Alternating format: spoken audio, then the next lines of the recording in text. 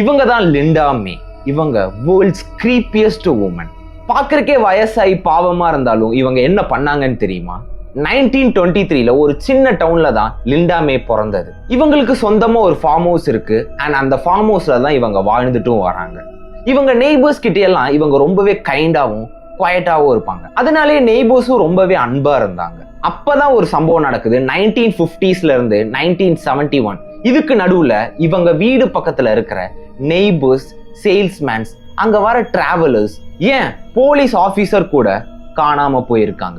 எல்லாரும் நினைச்சாங்க வைல்ட் அனிமல்ஸ்னால தான் இவங்க மிஸ் ஆயிருக்காங்க. ஆனா 1972ல இன்னொரு பெரிய சம்பவம் நடக்குது. லிண்டாவோட ஃபார்ம் ஹவுஸ்க்கு தீ பிடிக்குது. அந்த நெருப்பு அணைக்க வந்த ஃபயர் ஃபைட்டர்ஸ் அங்க ஒரு சீல்டு வால் பாக்குறாங்க. அண்ட் அந்த வாலை உடைச்சு உள்ளார போய் பார்த்தப்ப அவங்களுக்கு எல்லாருக்குமே மிகப்பெரிய ஷாக். 5 மெட்டல் சேர்ஸ் போல்ட் பண்ணி வச்சிருந்தாங்க. அண்ட் கை கால்லாம் கட்டி வைக்கிறதுக்கு பெல்ட்ஸ்.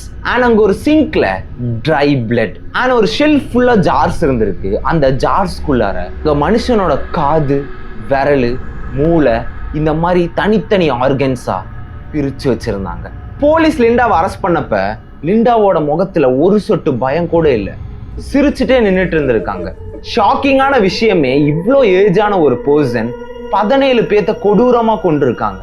அதுக்கப்புறம் 5 வருஷம் கழிச்சு லிண்டா ஜெயிலுக்குள்ளாரே இறந்து போயிடுறாங்க. வயசானவங்களா இருந்தாலும் கொஞ்சம் ஜாக்கிரதையா தான் இருக்கணும் போல.